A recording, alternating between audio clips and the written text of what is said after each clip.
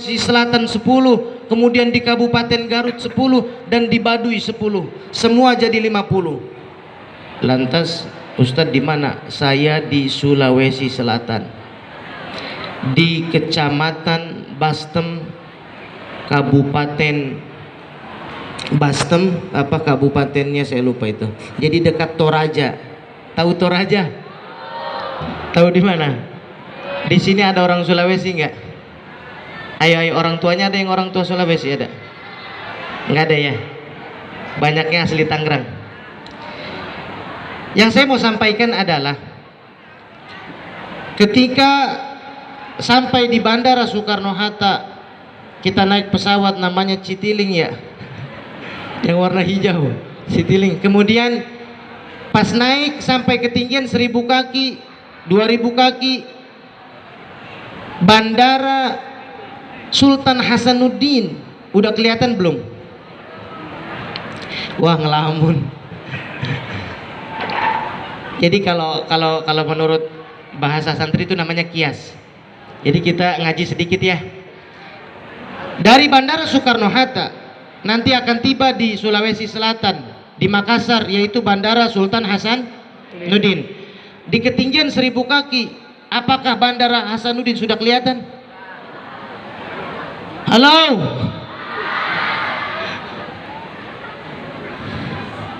Udah aja ya. Apakah Bandara Sultan Hasanuddin sudah kelihatan? Belum. Di ketinggian 2000 kaki, yang kelihatan hanya awan putih. Yang kelihatan hanya awan. Jawabannya, pertanyaannya adalah, kenapa si pilot bisa sampai ke Bandara Hasanuddin? Padahal pada saat dia take up atau dia naik kemudian sebelum landing itu belum kelihatan bandaranya.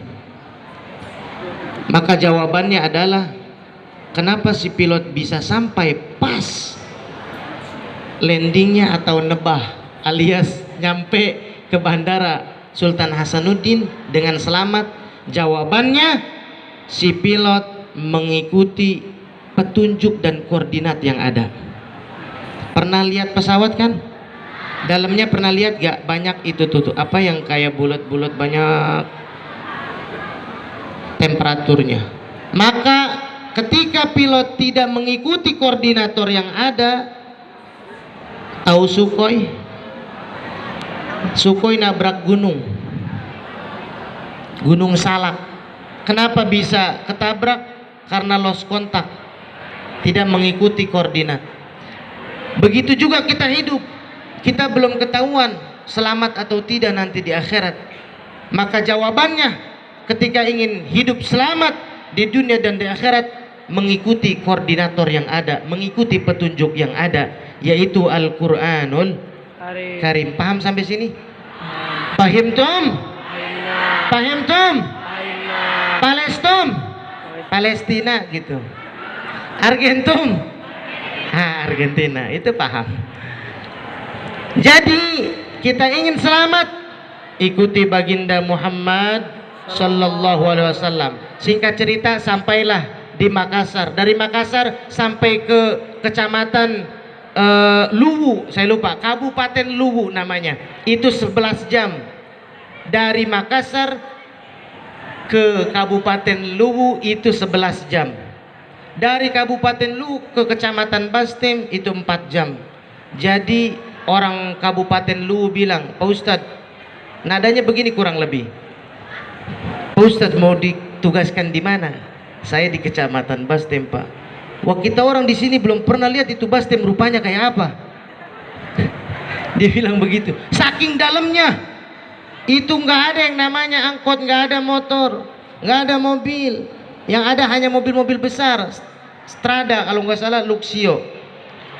Ya, jadi kita diangkut dengan mobil itu di pedalaman. Sampai di sana luar biasa, hari Senin. Kan puasa hari Jumat, ada yang Sabtu. Yang saya mau sampaikan adalah saya ngisi materi di SMA 19 Kabupaten Luwu. Yang sangat menyedihkan, yang sangat prihatin, dan yang harus kita contoh adalah, pas saya tanya, kamu tinggal di mana? Saya tinggal di Desa apa saya lupa tuh ya. Pokoknya itu desa paling tinggi. Jadi dia sampai ke sekolah itu bajunya udah pada basah. Kirain saya kecebur. Ternyata itu keringat. Perhatikan. Kenapa kamu baju basah? Pak Ustaz, saya jalan dari rumah dari jam 3 pagi. Sebelum subuh dia udah berangkat. Kemudian sampai sekolah jam 7. Kurang lebih berapa jam perjalanan itu? 4 jam. Karena mereka jalan kaki. Terus saya bilang, kenapa nggak kasih tinggal saja di sekolah? Saya bantu mama untuk cari kayu bakar. Masya Allah. Di saat siswa-siswi kota bermain, sampai ada yang terlambat juga. Ya, banyak yang terlambat gak? Mereka berjuang dari rumahnya, berjalan. Kadang-kadang dia ketemu babi hutan. Iya, kalau babinya baik, kalau babinya galak diterkam, karena memang paling banyak hewannya rusa dan babi hutan di sana. Dia sampai ke sekolah, baju sudah basah. Saya bilang, tinggal aja di sini di sekolah. Memang kepala sekolah sudah mengizinkan kami. Dia bertiga, cewek 1, laki 2. Itu bajunya udah basah. Kemudian saya bilang, tinggal di sini. Apa jawab dia?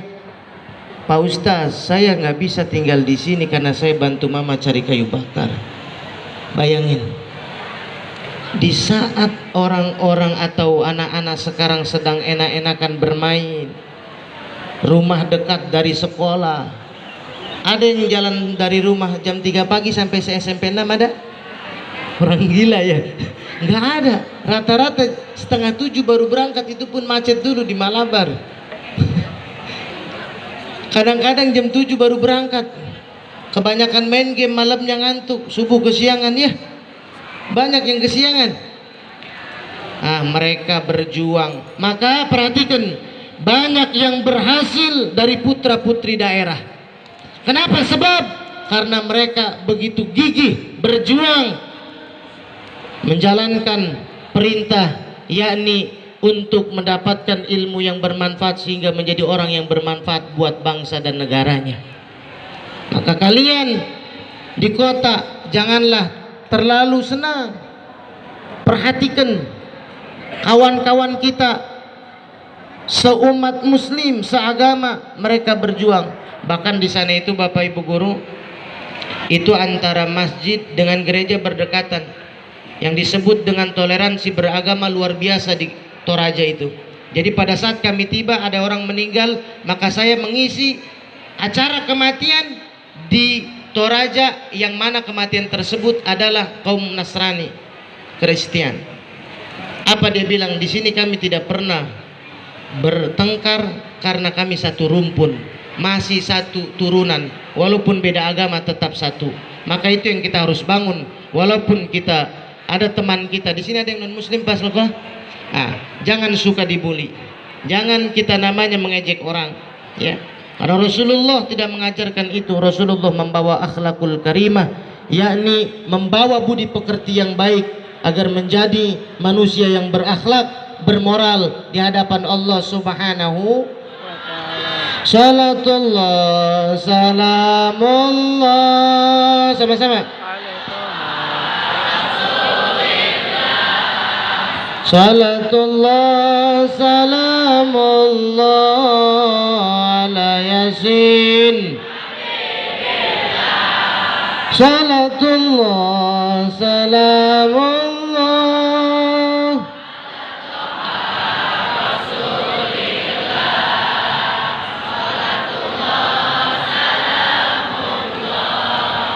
ala Yasin. Innama bu'istu liutammima makarimal akhlak. Rasul diutus ke alam dunia untuk menyempurnakan akhlak manusia. Berapa banyak kita lihat di berita, di media sosial. Kemarin belum lama, kalau nggak salah di Cilacap, ada orang dibunuh, siswa dibully, ya, karena sudah bobroknya moral. Kemudian yang kedua, ada siswa membunuh gurunya. Sudah banyak itu cerita kita lihat di media. Maka anak-anakku sekalian, adik-adikku, putra-putri, siswa-siswi, jaga kita punya akhlak, jaga kita punya adab, terutama akhlak atau adab kepada seorang guru. Perhatikan, kemarin bulan Agustus saya baru resign kepala sekolah dari sekolah di Jakarta Barat di Rawalele, yaitu sekolah swasta. Saya resign dari sekolah karena saya nggak kuat ngelihat anak-anak itu luar biasa. Karena saya orangnya nggak sabaran, khawatir anak orang nanti nangis. Jadi mending lebih baik saya resign. Saya guru PAI di situ selama 2 bulan. Amat sangat disayangkan oleh kepala sekolah di situ. Kenapa Ustadz berhenti? Saya bilang, daripada murid yang jadi korban, mending saya yang mengorbankan diri. Karena saya nggak bisa mengajar itu anak-anak berisik, nggak bisa. Maksudnya apa? Kalau mau berisik ya mending jangan sekolah, mending di rumah tidur ketahuan. Benar? Ya, kalau mau belajar, apakah ibu guru, saya tanya anak-anak kalau di kelas suka berisik nggak bu? Wajar. Tapi kalau sudah dibilangin masih terus berisik, kurang ajar namanya. Itu akhlak kepada guru, ya. Jangan di depan guru salim, terus kemudian hormat, tapi di belakang guru tidak hormat. Ada guru, tidak ada guru, sama hormatnya. Paham tidak? Ya, ini harus rada ditekankan sedikit, mohon maaf ya guru. Ada guru atau tidak ada, itu sama hormatnya, baik di depan maupun di belakangnya. Kadang-kadang kan salim, pura-pura, nanti di belakang mah tidak begitu, berbeda. Maka disebutnya orang munafik, mengatakan iya padahal tidak, ya, diduakan namanya. Maka akhlak yang harus dibangun, harus banyak-banyak belajar agama, karena dengan itulah urusan kita bisa selesai. Kemudian anak-anak juga udah mulai panas tuh, kepanasan. Ya pindah-pindah, yang panas pindah. Ya, sama bapak guru juga panas, anak-anak panas. Karena waktu sudah mulai panas, hati mah tetap dingin, jangan panas ya. Ya.